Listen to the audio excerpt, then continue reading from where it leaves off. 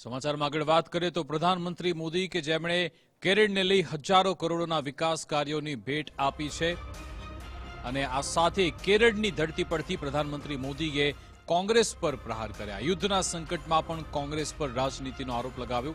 તેમણે કહ્યું વૈશ્વિક સંકટમાં પણ કોંગ્રેસ રાજકારણ કરે છે।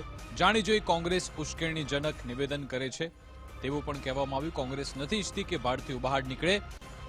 કોંગ્રેસ મને ગાળો આપવાનું અભિયાન શરૂ કરશે તેવું પણ પીએમ મોદીએ કહ્યું હતું। યુદ્ધમાં ફસાયેલ ભારતીયોની સુરક્ષાનો પ્રયાસ થઈ રહ્યો છે।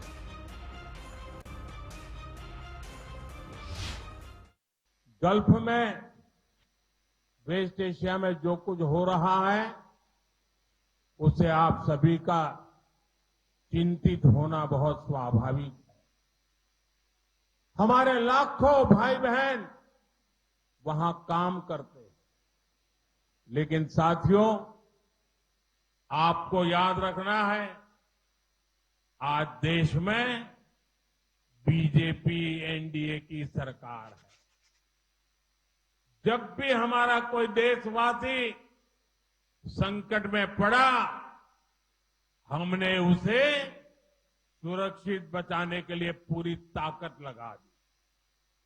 इराक में फंसी नर्सों को बचाने की बात हो या यमन के आतंकवादियों के चंगुल से फादर टॉम को आजाद कराने का काम आज का भारत अपने नागरिकों को संकट में अकेला नहीं छोड़ता।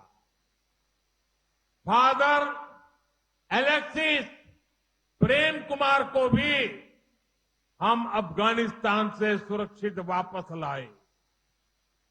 आज भी हमारा प्रयास है कि युद्ध के हालत में फंसे भारतीयों को सुरक्षा मिले, हर संभव सुविधा मिले। मुझे संतोष है कि गल्फ के हमारे सभी मित्र देशों की सरकारें भी हमारे देश के नागरिकों का पूरा ध्यान रख रही है। मैं उन सभी सरकारों का भी आभारी हूं। वहां हर देश पे जो हमारी एम्बेसीज है, हमारे मिशन है, वे 24/7 उनकी मदद कर रहे हैं। किसी को भी खाना पीना चाहिए, मेडिकल हेल्प चाहिए, रहने के लिए हेल्प चाहिए, कानूनी सहायता चाहिए, ये सब सुनिश्चित किया जा रहा है।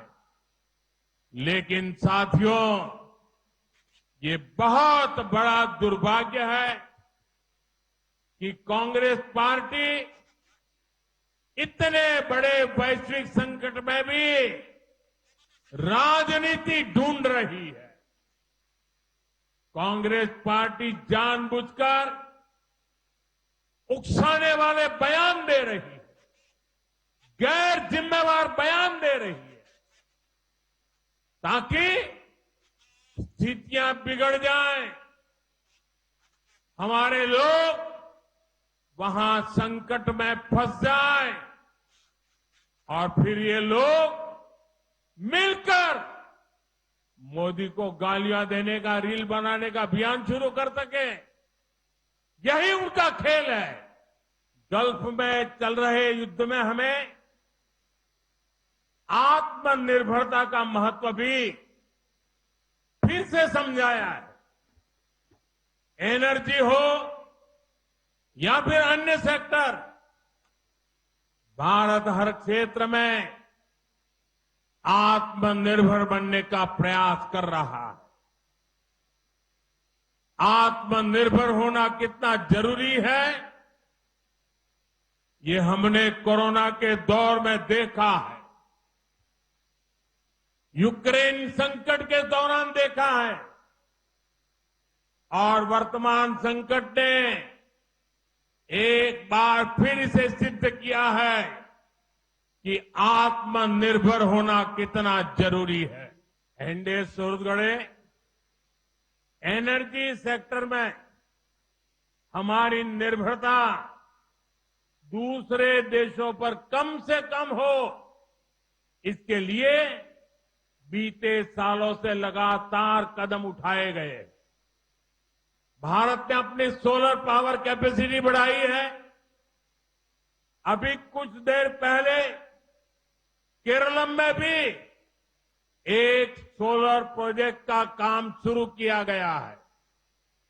पेट्रोल डीजल पर निर्भरता कम हो, इसके लिए बहुत बड़े पैमाने पर इलेक्ट्रिक बसों और अन्य इलेक्ट्रिक गाड़ियों पर बल दिया जा रहा है। रेलवे का 100% इलेक्ट्रिफिकेशन किया जा रहा है।